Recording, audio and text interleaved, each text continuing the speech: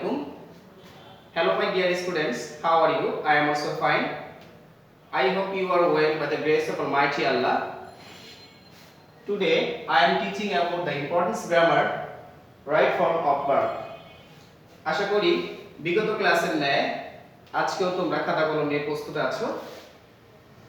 আমরা জানি সামনে আমাদের টেস্ট পরীক্ষা শুরু হবে, তাই এই গ্রামারটি খুবই গুরুত্বপূর্ণ একটি গ্রামার টেস্ট পরীক্ষার জন্য, এবং আমাদের যেহেতু 100 মার্কটি সলভ করতে হবে, সুতরাং আমাদের সেই মেন্টালি প্রিপারেশন নিয়ে এগিয়ে যেতে হবে। তো আমরা এই গ্রামারটি প্রায় নিচের ক্লাসে অর্থাৎ 6 7 এও করেছি, ক্ষেত্র বিশেষে অনেক সময় 9 এও করেছি।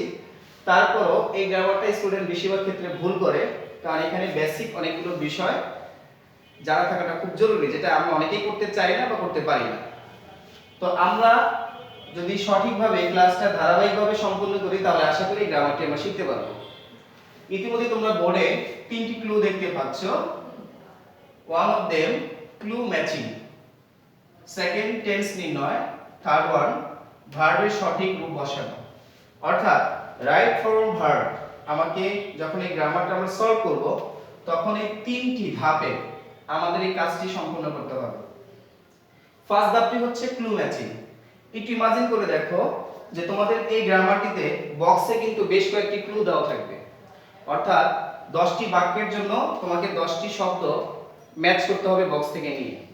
সেই ক্লু ম্যাচিং এর ক্ষেত্রে তোমরা যদি সঠিকভাবে, অর্থাৎ যে সকল নঙে এ হোক বি হোক সি হোক ডি হোক, যে সকল নঙে সেন্টেন্স অনুযায়ী সংশ্লিষ্ট ওয়ার্ড যদি তোমরা ম্যাচ করতে ভুল করো, তাহলে পরবর্তী সময় তুমি টেন্স অনুযায়ী ভার্বের রূপ যাই বসাও না কেন, তা কোনো কাজে আসবে না। সুতরাং তোমাকে অবশ্যই টেন্স অনুযায়ী সঠিক ভার্ব ম্যাচ করার ক্ষেত্রে অবশ্যই ক্লু ম্যাচিংটা সবার আগে করতে হবে, অর্থাৎ এখানে নির্ভুল থাকতে হবে। আমার এক্সপেরিয়েন্স বলে বেশিরভাগ শিক্ষার্থীরা এই জায়গাটাই ভুল করে, অর্থাৎ সঠিক লাইনে সঠিক বক্স থেকে ক্লুটা ম্যাচ করা। ক্লুটা ম্যাচ করার পরে সেই ক্লুটা সেই ভার্বটা আমি কিভাবে টেন্স অনুযায়ী সঠিকভাবে নির্ণয় করে বসাবো, সেটা পরবর্তী ধাপের আলোচনা। বা প্রত্যেকটা লাইন অনুযায়ী কোন ভার্বটা ম্যাচ করবে, বক্স থেকে কোন ক্লুটা ম্যাচ করবে, সেই ম্যাচিংটা কিন্তু আমাদের জন্য খুব গুরুত্বপূর্ণ। এখানে কোনো ভুল করা যাবে না। এখন বলতে পারো স্যার এটা আমি কিভাবে পারবো? সেক্ষেত্রে আমি পরামর্শ দিব, তোমাদের ফার্স্ট পেপারে প্রচুর পরিমাণে ওয়ার্ড মিনিং সিনোনিম শেখানো হয় মডেল কোশ্চেনগুলোতে বা সিং প্যাসেজগুলোতে।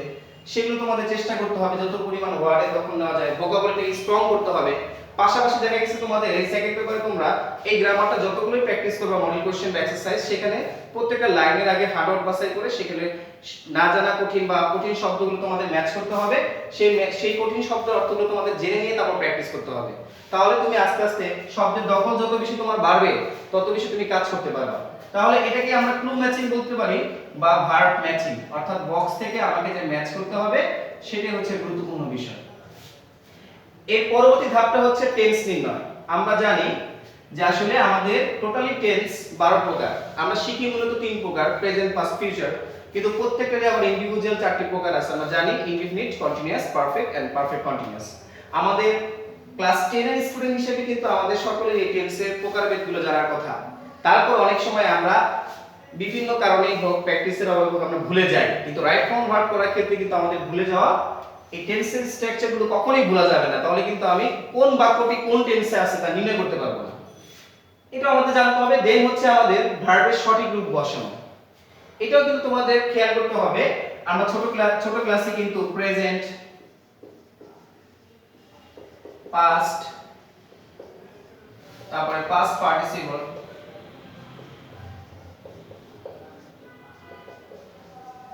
এই যে ফরম্যাটগুলো কিন্তু আমরা শিখেছিলাম, যেমন ধরো ডো, ডিড, ডান, এগুলো কিন্তু আমরা শিখেছিলাম। কিন্তু মজার বিষয় হচ্ছে এগুলো কিন্তু আমরা স্ট্রং ভার্ব, উইক ভার্ব, যে সবগুলো ভার্ব, এসেনশিয়াল যে ভার্বগুলো আছে সেগুলো কিন্তু আমরা করতে পারি না, অনেক সময় ভুলে যাই চর্চার অভাবে। তো এগুলো কিন্তু স্ট্রং জানা থাকতে হবে যে আমি কোনো বাক্যে বক্স থেকে সঠিকভাবে ভার্বটা ম্যাচ করলাম, টেন্স অনুযায়ী সেই ভার্বটা আমি বসাবো। টেন্স রেফার করতেছে আমাকে ভার্বের পাস্ট পার্টিসিপল করতে হবে, কিন্তু বক্সের ভার্বটার আমি পাস্ট পার্টিসিপল ফর্ম করতে পারছি না, আমি ভুল করলাম। সেক্ষেত্রে কিন্তু রাইট ফর্ম ভার্বটা সঠিকভাবে তোমার বাক্যে অ্যানসারিং হবে না, বিধায় তুমি নাম্বারটাও পাবা না, সেক্ষেত্রে ক্রস হয়ে যাবে। অর্থাৎ এই 3টি ধাপে কোনো ধাপে যদি তুমি ভুল করো, তাহলে তুমি সেই লাইনটা তোমার মিসিং হবে, সেই ভুলের জন্য তুমি সেখান থেকে নাম্বার বঞ্চিত হবে। এই কারণে তোমাকে এই তিনটি ধাপে স্ট্রংলি ভাবে কভার করতে হবে যদি তুমি রাইট ফর্ম ভার্বে ফুল মার্ক পেতে চাও। তাহলে আজকে আমি প্রথম ধাপটি যেহেতু আমি কিছুক্ষণ আগে আলোচনা করে ফেলেছি, তারপর প্রথম ধাপে আরেকটু আলোচনা করব যেন তোমাদের বুঝতে সুবিধা হয়।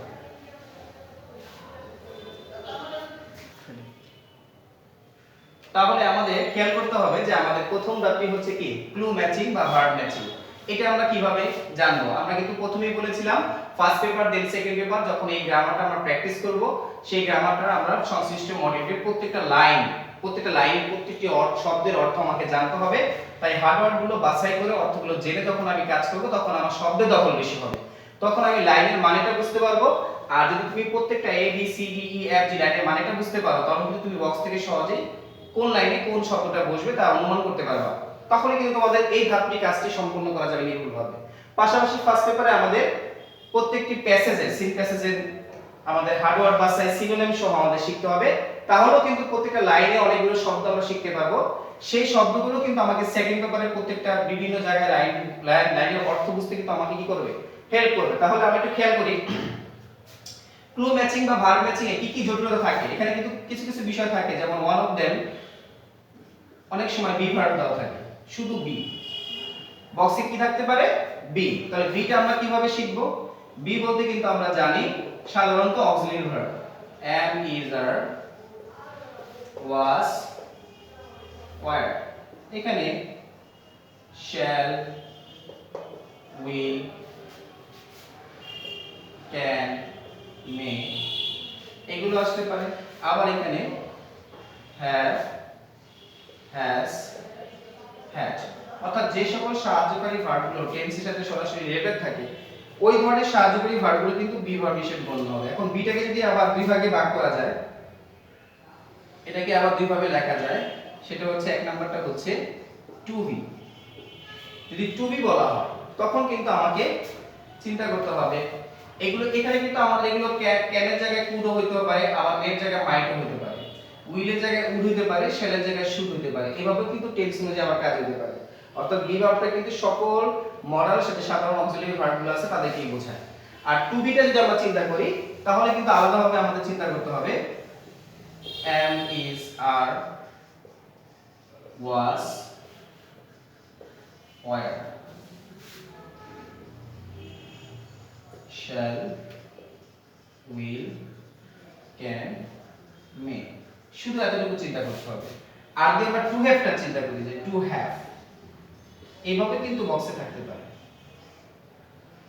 টু হ্যাভ থাকলে কিন্তু তখন আমার শুধু যে এস গুলো আছে সেগুলো চলে আসবে, অর্থাৎ হ্যাভ হ্যাজ হ্যাড।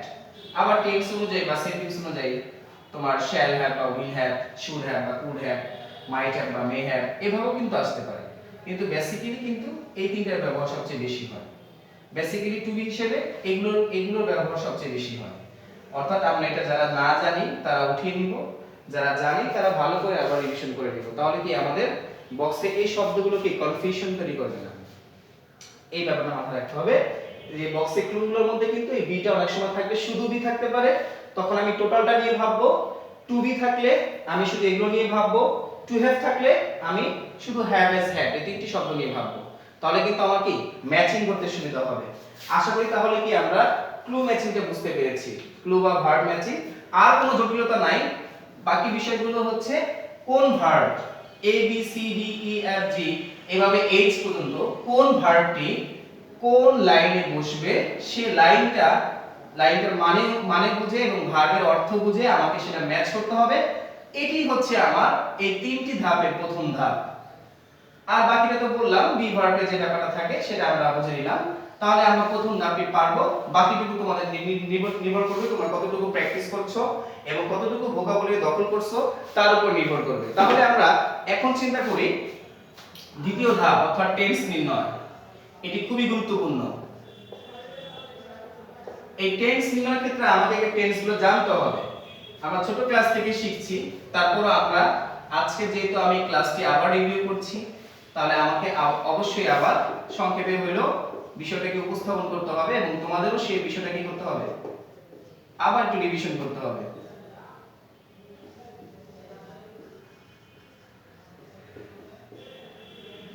অনেকে বলে যে স্যার আসলে আমি টেন্সটা মনে রাখতে পারি না, আমি ভুলে যাই। তাদের জন্য আমি বলবো তারা যদি শর্টকাট মেথডটা মনে রাখতে পারো তাহলে তোমাদের ভুলার সম্ভাবনা কম। যেমন ধরো এখানে হচ্ছে সাবজেক্ট,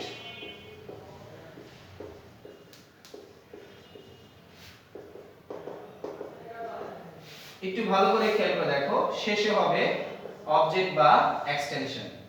এখানে অনেকেই ছোটবেলা হয়তো শিখেছো যে অবজেক্ট শুধু একটি বাক্যে অবজেক্টও থাকতে পারে, আবার কি এক্সটেনশন ওয়ার্ডও থাকতে পারে। এক্সটেনশন ওয়ার্ড অনেকগুলো থাকতে পারে, একটাও থাকতে পারে অবজেক্ট অবজেক্ট ছাড়াও, আবার একটা বেশিও থাকতে পারে। তাই এখানে সংক্ষেপে বলতে হবে অবজেক্ট বা এক্সটেনশন বা আদার ওয়ার্ড।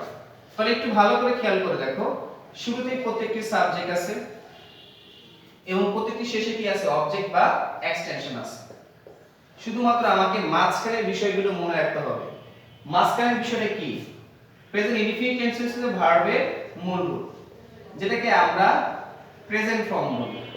ইংলিশে কি বলা হয়? ভার্বের প্রেজেন্ট ফর্ম, বাংলা বলি কি ভার্বের মূল রূপ। কন্টিনিউয়াস এর ক্ষেত্রে আমার কি হবে? am is are প্লাস এই যে প্রশ্নে যে ভার্ব থাকবে সেই ভার্বের সাথে কি যোগ হবে? ing যোগ হবে। ভার্বের সাথে ing যোগ হবে।